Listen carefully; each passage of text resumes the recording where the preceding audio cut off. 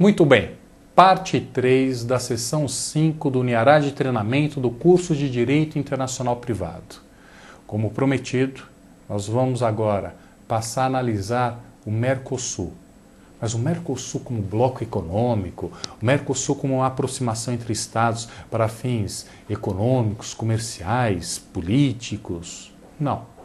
Claro que esse é o fundamento, essa é a base para a aproximação entre os Estados do Mercosul. Mas o que eu busco no curso de Direito Internacional Privado, obviamente, é conteúdo de Direito Internacional Privado no Mercosul. Isso mesmo. No Mercosul existem diversos protocolos, diversos tratados internacionais celebrados no âmbito do Mercosul com conteúdo de Direito Internacional Privado. E que tem como origem as CIDIPs que nós analisamos na segunda parte dessa sessão 5 do curso de Direito Internacional Privado. E tem como origem remota por conta do tempo, mas a influência é forte, é contundente, do Código Bustamante. Se lembram? Na primeira parte nós analisamos o Código Bustamante, na segunda parte dessa sessão 5 analisamos as CIDIPs e agora analisamos os protocolos do Mercosul de Direito Internacional Privado. Mas afinal de contas, por quê? Porque dentro do Mercosul podem ser celebrados tratados internacionais de direito internacional privado. Porque assim está permitido no Tratado de Assunção, que é o tratado criador do Mercosul.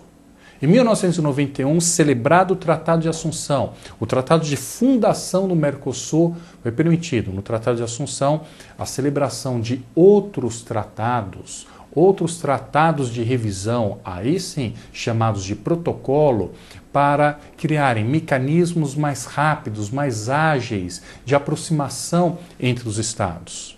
O Tratado de Assunção é a fundação do Mercosul. E a partir do Tratado de Assunção foram celebrados diversos protocolos que vêm a operacionalizar o conteúdo sinteticamente colocado no Tratado de Assunção. O Tratado de Assunção com apenas 24 artigos. Também 5 anexos. Os 5 anexos servem para instrumentalizar em parte os 24 artigos, os objetivos do Mercosul. Mas o objetivo de harmonização legislativa entre os países membros do Mercosul, que está lá no Tratado de Assunção, somente foi realizado a partir da celebração dos protocolos. E o segundo protocolo, o segundo tratado de revisão mais importante do Mercosul é o Protocolo de Ouro Preto. Portanto, ainda, nesse itinerário sobre as bases, os fundamentos do Mercosul, o primeiro diploma, Tratado de Assunção, criação do Mercosul, o segundo diploma do Mercosul, Protocolo de Ouro Preto de 1994, é o Tratado de Revisão do Mercosul, é o tratado que faz com que o Mercosul seja dotado de personalidade jurídica internacional. O Mercosul se torna um sujeito de direito internacional. E nesse sujeito de direito internacional precisa ter a legislação harmonizada entre os países membros. Por conta disso é que foram celebrados, a partir daí, diversos protocolos de direito internacional privado. E eu escolhi alguns para que analisemos e também sugerir um estudo comparado. Sugerir que vocês façam o cotejo do conteúdo desses protocolos do Mercosul com legislação nacional, Código Bustamante e também as CIDIPs. O primeiro deles é o Protocolo de Ouro Preto, não confundo com o Protocolo de Revisão, Tratado de Revisão do Mercosul, porque também foi celebrado em Ouro Preto, o Protocolo de Ouro Preto sobre medidas cautelares. Olha só que interessante. Eu não falei que a palavra-chave, o signo dentro do Mercosul é a harmonização? A necessidade de harmonização entre os Estados parte? Muito bem. O Protocolo de Ouro Preto sobre medidas cautelares oferece todo um procedimento para permitir que uma medida cautelar concedida por um juiz de um dos países do Mercosul possa ser aplicada, possa ter eficácia, possa atingir seus efeitos no território de outro Estado parte do Mercosul. Que interessante isso. Isso significa, portanto, a concretização desse objetivo da harmonização.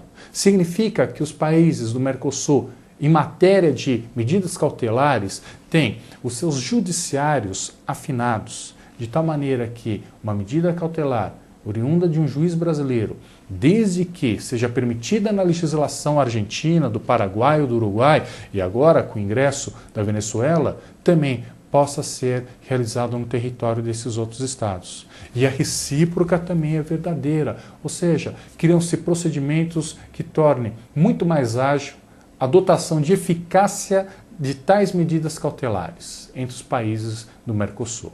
Protocolo de Ouro Preto sobre medidas cautelares. Mas não fica aí. Existem outros protocolos. E um segundo protocolo muito interessante no Mercosul em matéria de direito internacional privado é o Protocolo de Fortaleza. Protocolo de Fortaleza sobre direito da concorrência no Mercosul. Mais uma vez a palavra-chave aparece aí. A palavra-chave, que é a harmonização no Mercosul. Uma harmonização legislativa entre os países do Mercosul e também de procedimento. Por que eu digo que é legislativo e de procedimento? Ora, porque ao se estabelecer um regime quase comum da defesa do direito da concorrência no Mercosul, faz com que os estados dotem os seus respectivos órgãos de controle da concorrência com essa competência internacional. Isso mesmo. O Protocolo de Fortaleza faz isso. Existe um órgão sobre análise do direito da concorrência aqui no Brasil, na Argentina, no Paraguai, no Uruguai, enfim, em todos os estados parte do Mercosul. Mediante o Protocolo de Fortaleza sobre o direito da concorrência, é estabelecido um regime comum para a defesa da concorrência entre produtos de empresas de países diferentes do Mercosul que sejam comercializados tais produtos nos territórios não nacionais, de tal maneira que essa empresa, mesmo que sediada em outro estado, ela tenha o direito da concorrência protegido em outro estado parte do Mercosul, mediante tal procedimento e tais regras contidas no Protocolo de Fortaleza. Mas não fica somente nesses dois. Eu escolhi alguns. O terceiro que eu gostaria de falar é o Protocolo de Buenos Aires. Protocolo de Buenos Aires. Buenos Aires, esse protocolo, trata do direito aplicável aos contratos internacionais no Mercosul. Direito aplicável nos contratos internacionais do Mercosul. Olha só que interessante. Um direito já apontado para solucionar qualquer conflito de leis no espaço no Mercosul em matéria de contratos. E para fechar, o Protocolo de Olivos, sobre solução de controvérsias no Mercosul, que permite eu já aproveitar para que na sessão 6, na próxima sessão, nós comecemos a analisar e utilizar os mecanismos de solução de controvérsias no plano internacional. Portanto, Protocolo de Olivos, solução de controvérsias no Mercosul mediante a criação de um tribunal próprio, para que na próxima sessão analisemos a arbitragem internacional.